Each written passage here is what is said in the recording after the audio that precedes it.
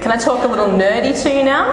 So what we do as physios is a lot about the brain, yeah? So if you see a physio, if you see a chiropractor, if you see an osteopath, our sneaky little secret is most of what we're actually trying to do when we treat you is to change the way that your central nervous system processes the impulses that it's getting from the body. When we're trying to change how someone moves or trying to change the way that we perceive a situation or how we change performance, we actually have to learn some new stuff. So when I said before that we move on the path of least resistance, when you're going to change a movement, you actually sort of have to move on the path of most resistance.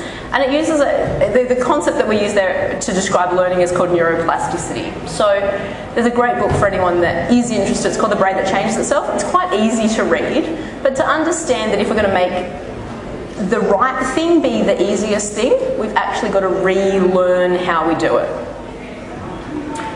If you've ever doubted your brain's ability to do anything, or your ability to feel better, or in terms of feeling what your horse is doing or how you perform, there's a group of mountain bikers in America, and they're adults, and they're profoundly blind, and they've learnt to echolocate. So they click their tongue, and they've been able to learn to downhill mountain bike using echolocation. So I've mountain biked quite a bit in my time, and they can ride some fairly gnarly trails by clicking their tongue and being able to actually form visual pictures of where they are on the trail.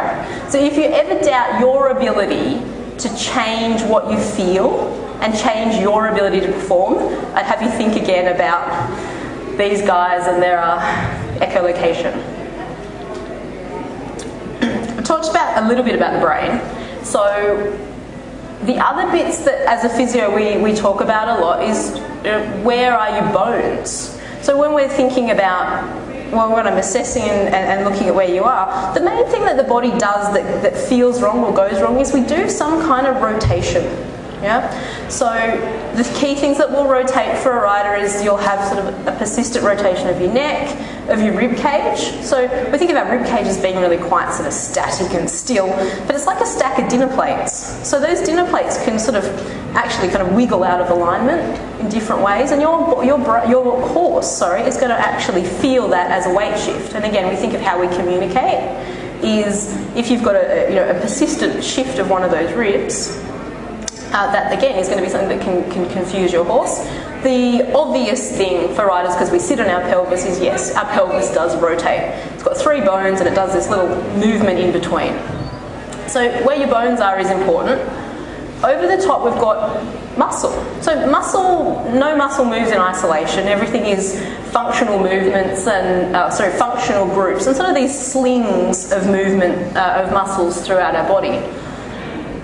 There's also we've sort of got stabilising muscles, which are not our abdominals. Get that out of there. Core stability is basically these muscles that that contract at a really low load all day, and essentially their job is to squish your bones together. They don't actually move in a direction. Yeah. So if you've had persisting pain at any time, those muscles do turn off and they don't work well functionally.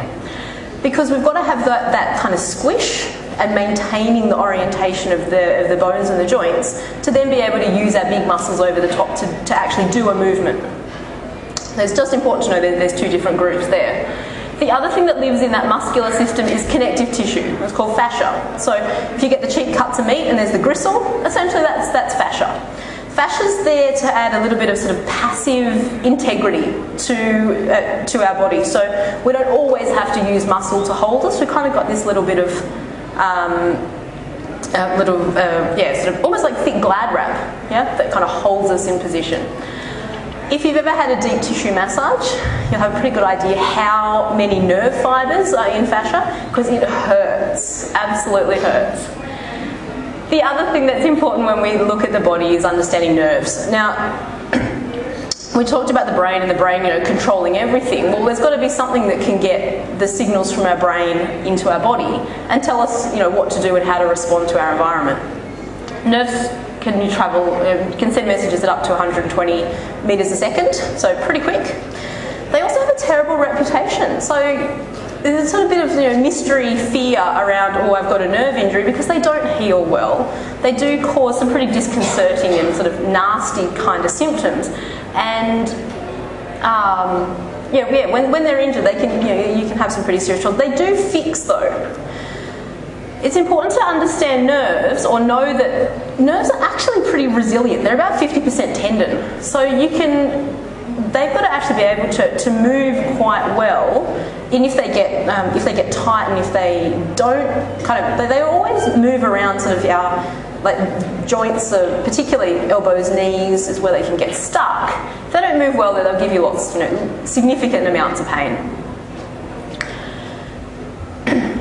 Nerves are important because they tell us about pain. This is important for you in real life, not just for here. But actually, all pain is created by your brain. Now, some people go, what? I don't get that. They say, well, there's something in my body that tells my brain to have pain. It's actually the opposite way around. Your brain is always getting this sort of sensory input. It's knowing what's going on, and usually it's subconscious.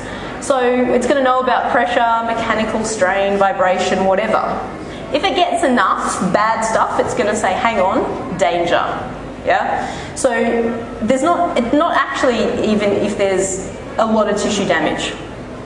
So just remember, pain's an output to change your behaviour. So if anyone's having pain, they need to go and see a physio.